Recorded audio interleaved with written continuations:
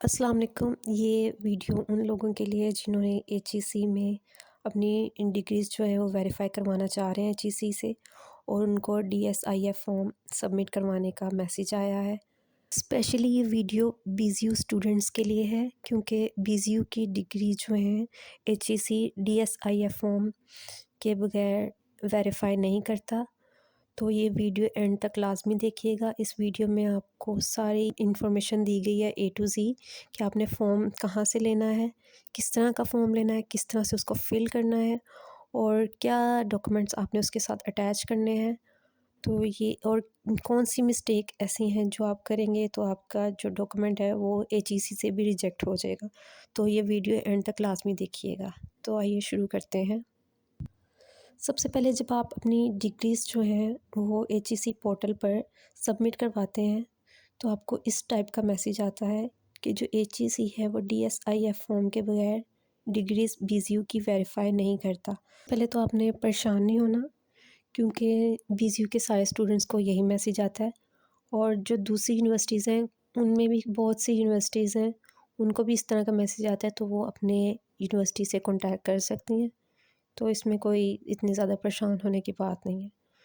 अब डीएसआईएफ फॉर्म के लिए आपको क्या रिक्वायरमेंट्स चाहिए वो है, सबसे पहले आपको डीएसआईएफ फॉर्म लेना होगा बट उसके लिए आपकी सिम आपके नाम पर होनी चाहिए।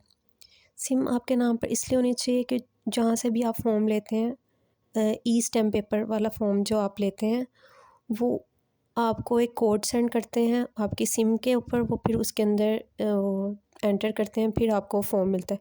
तो ये आप इस हैसल से बचने के लिए सबसे पहले अपने नाम पे सिम करवाएं और फिर जाइएगा, उससे पहले ये प्रोसेस शुरू ना कीजिएगा। उसके बाद आपको ओरिजिनल डिग्रीज़ एंड ट्रांसक्रिप्ट चाहिए, वही डिग्रीज़ जो आपने बीजीयू से की हुई हैं, जैसे बीएस है या एमफिल है, जो भी डिग्री आपने बीजीयू से की है उनकी कॉपीज़ चाहिए फ्रंट एंड बैक, आपकी सीएनआईसी की कॉपी और चालान फॉर्म जो आपको बैंक से मिलेगा, बैंक अल्फला से मिलेगा, वहीं पे आपको सबमिट करवाना पड़ेगा। और आपको बहुत सारा सब्र चाहिए क्योंकि ये एक लॉन्ग प्रोसेस है। प्रोसेस इतना लॉन्ग नहीं है बट जो वहाँ का स्टाफ है उसकी वजह से डिले हो सकता है, तो आपको बहुत ज़्यादा सब्र चाहिए, आपको बार-बार चक्कर भी लगाने पड़ सकते हैं।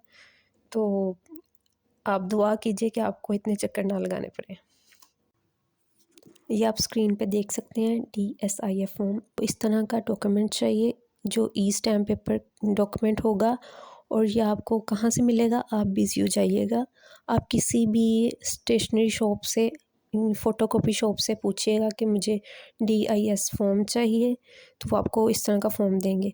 आपको 2 पेजेस वाला डॉक्यूमेंट नहीं लेना, आपको सिंगल पेज वाला डॉक्यूमेंट लेना है क्योंकि डबल पेज वाले डॉक्यूमेंट के ऊपर आपको दोनों पेजेस पे ही साइन चाहिए होते हैं, जो कि आपके लिए बहुत मुश्किल हो जाएगा। तो आपने सिंगल पेज वाला डॉक्यूमेंट लेना है, तो वो आपको निकाल कर दे देंगे। बट उससे पहले आपकी सिम जो है वो आपके नाम पर होनी चाहिए और उस वक्त आपके पास मौजूद होनी चाहिए क्योंकि वो आपको एक कोड आएगा जो आपको उनको बताना पड़ेगा, फिर वो आपको ये प्रिंट करके देंगे और आपके पास आपका आईडी कार्ड भी होना चाहिए।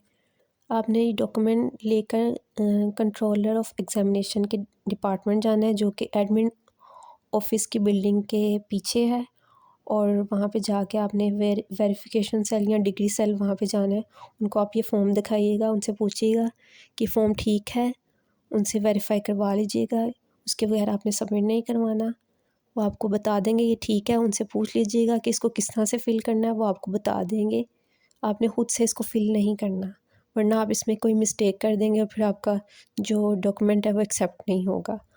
या आप ज़ूम करके भी मैं आपको दिखा रही हूँ और जो सेक्शन हाईलाइट हैं आपने बस वही फ़िल करना है, फिर भी आप उनसे पूछ लीजिएगा, उनसे पूछे बगैर आपने इसको फ़िल नहीं करना। ये आपने फ़िल करना है। ये नीचे वाला सेक्शन है जिसको आपने टच भी नहीं करना, ये वो खुद ही फ़िल कर देंगे। पे स्टैम्प और जहाँ पे सिग्नेचर चाहिए होंगे वो कर देंगे। फिर आपने उनसे पूछना है आपने कितनी फ़ी सबमिट करवानी है, वो आपको बता देंगे। फिर आपने जाना है, यूनिवर्सिटी में ही है बैंक अल्फला, वहाँ पर जाना है। आपने जितने का भी आपको वो कहेंगे वो चालान फॉर्म लेना है वहाँ से, वहाँ पे ही फ़िल करना है और सबमिट करवा के आपने वापस आ जाना है, कंट्रोलर ऑफ एग्ज़ामिनेशन वाली बिल्डिंग में आ जाना है और वहाँ पे आके आपने उसके साथ जो डॉक्यूमेंट अटैच करने हैं, किस तरह से ऑर्गेनाइज़ करना है, वो मैं आपको बता देती हूँ। आपने सबसे ऊपर रखनी है अपनी CNIC की कॉपी, साथ जो आपने चलान फॉर्म लिया है, जो आपने फ़ी पेड की है, उसका चलान फॉर्म साथ अटैच करना है। फिर आपने अपना फॉर्म अटैच करना है। उसके बाद आपने ओरिजिनल डिग्रीज़ जो आपने वेरीफ़ाई करवानी है और ट्रांसक्रिप्ट वो उसके साथ लगानी है, साथ अपनी फ़ोटोकॉपीज़ लगानी है साथ, और वो सबमिट करवा देना। सबमिट जब आप करवाएंगे तो आपकी डिटेल्स लिख लेंगे और आपको एक नंबर जो है वो इशू कर देंगे।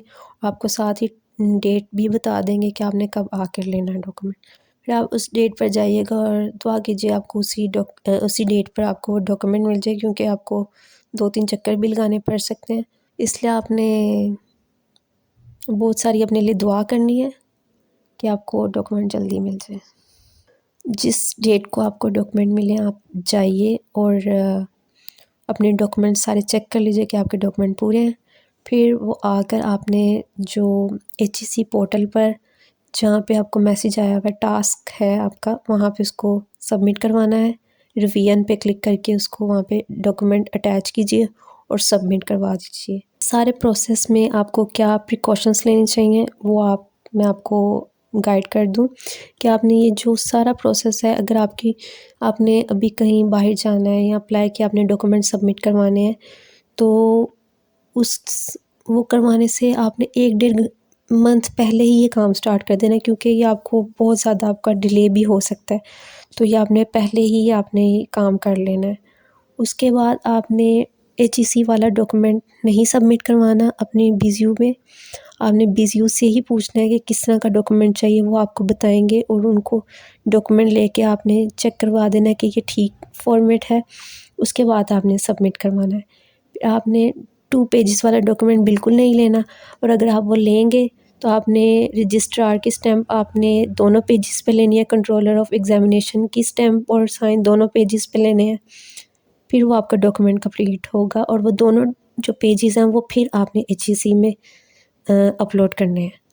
उसके बाद आपने फॉर्म जो है वो फिल करते कोई मिस्टेक नहीं करनी। जो मैंने आपको जैसे पहले बताया कि आपने उनसे पहले पूछ लेना है, उसके बाद आपने डॉक्यूमेंट फिल करना है और उनसे आपने फ़ी भी पूछ लेनी है कितनी सबमिट करवानी है। और सबसे मोस्ट इम्पॉर्टेंट बात, आपने अपने डॉक्यूमेंट्स हैं वो आपने खुद लेकर जाने हैं। आपने TCS या कोरियर के थ्रू नहीं यूनिवर्सिटी में भेजने, और या अपने पेरेंट्स या सिबलिंग्स के थ्रू डॉक्यूमेंट सबमिट करवाने हैं, और किसी और के ज़रिए आपने सबमिट नहीं करवाने। अपने डॉक्यूमेंट्स आप खुद लेके जाइएगा, क्योंकि ये वाली ख्वारी जो है वो आप 1 दिन काट लेंगे, 2 दिन काट लेंगे, तो ये बेहतर है वो ख्वारी से कि आपके डॉक्यूमेंट्स गुम हो जाए, क्योंकि उसकी ज़िम्मेदारी बाद में ना कोरियर सर्विस वाले लेंगे ना आपकी यूनिवर्सिटी लेगी। तो डॉक्यूमेंट्स का ख़ास ख्याल रखिए, और जब आप अपने डॉक्यूमेंट रिसीव करें तो सारे डॉक्यूमेंट चेक कर लें कि सारे ओरिजिनल डॉक्यूमेंट्स हैं और आपके डॉक्यूमेंट्स पूरे हैं। तो इस बात का ज़रूर ख्याल रखिएगा, और आपने अल्लाह ताला से बहुत सारी दुआ करनी है कि आपका काम इजीली हो जाए। आई होप सो आपको सब कुछ समझ आ गया होगा। फिर भी अगर आपको कोई कन्फ्यूजन है तो आप नीचे कमेंट में पूछ सकते हैं। दुआओं में याद रखिएगा। जज़ाकल्लाह।